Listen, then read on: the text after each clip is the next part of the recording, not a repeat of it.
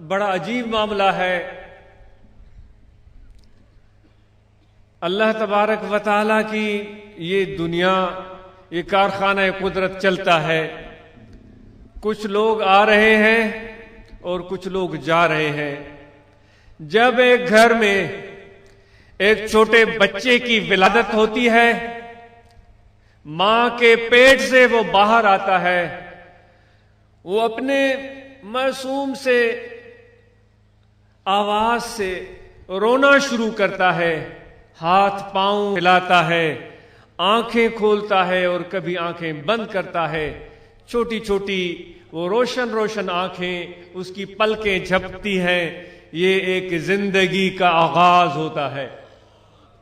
یہ اللہ تبارک و تعالی کی قدرت کا ایک حسین نمونہ ہر گھر میں نظر آتا ہے. اور یہ زندگی اللہ تعالیٰ فرماتا ہے کہ میں نے پیدا کی ہے. جب ایک ننھا معصوم سا بچہ ایک گھر میں زندگی کی پہلی سانس لیتا ہے اور سب لوگ خوشیاں منا رہے ہوتے ہیں، مٹھائیاں بانٹ رہے ہوتے ہیں، ایک دوسرے سے گلے مل رہے ہوتے ہیں، اسی لمحہ کسی اور گھر میں یہ بھی منظر ہوتا ہے کہ ہو سکتا ہے اس معصوم بچے کے ساتھ تعلق رکھنے والا کوئی دور کا رشتہ دار اس کی زندگی کا اس دنیا میں وہ آخری لمحہ ہوتا ہے. وہ دنیا سے رخصت ہو رہا ہوتا ہے، اس کے جسم سے جان نکل رہی ہوتی ہے، پاؤں اس کے ٹھنڈے ہونا شروع ہو جاتے ہیں، اس کے ہاتھ ٹھنڈے ہونا شروع ہو جاتے ہیں، سانس زور زور سے چلنا شروع ہو جاتی ہے. اس کا دل کسی کا بھی نہیں چاہتا کہ اس دنیا سے رخصت ہو، کسی کا بھی دل نہیں چاہتا، لیکن وہ اپنی جان کو نہ چاہتے ہوئے بھی اپنے جسم سے نکلتے ہوئے دیکھ رہا ہوتا ہے. یہ موت ہے.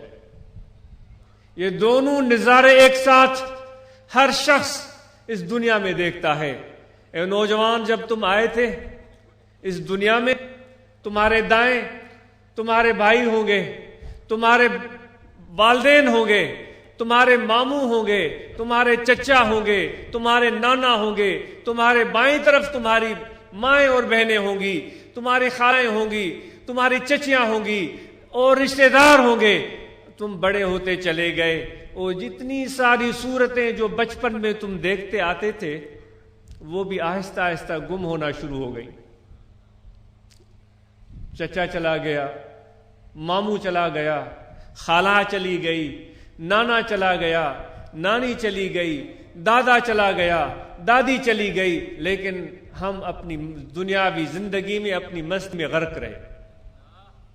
ہمیں یہ موت سمجھ میں نہیں آئے. ہم سمجھتے یہ موت نہیں ہے. کیوں؟ ہمیں صرف اپنی جان سے پیار ہے. زندگی اگر سمجھتے ہیں ہم، وہ بھی اپنی. موت اگر سمجھتے ہیں وہ بھی اپنا. ہمیں اس وقت موت سے ڈر لگتا ہے جب موت کا پنجہ ہمارے گلے میں ہوتا ہے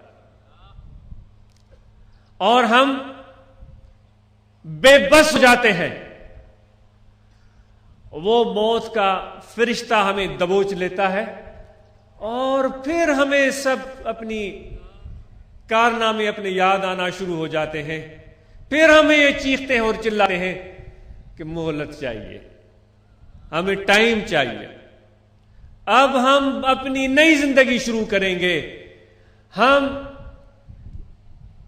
صدقہ بھی کریں گے، ہم خیرات بھی کریں گے، ہم نماز بھی پڑھیں گے، ہم اللہ کا ذکر بھی کریں گے، ہم عبادت بھی کریں گے، ہم پرہیزگار بھی بنیں گے، ہم تقویٰ بھی اختیار کریں گے، اچھے انسان بنیں گے، ظلم بھی نہیں کریں گے، زیادتی بھی نہیں کریں گے. لیکن اللہ تعالیٰ فرماتا ہے، وہ نادان انسان، بے وقوف، بے سمجھ، اس وقت تجھے موت نظر آیا جب تمہارے آس پاس اتنے لوگ مر رہے تھے اور ان کے جنازوں میں تو شامل ہو رہا تھا، ان کی تعزیت کر رہا تھا، دعائیں کر رہا تھا، بڑے مزے سے آلتی پالتی مار کے بیٹھ کر گپے ہانک رہا تھا. اس وقت تجھے یاد نہیں آیا کہ ایک دن تجھے بھی مرنا ہے؟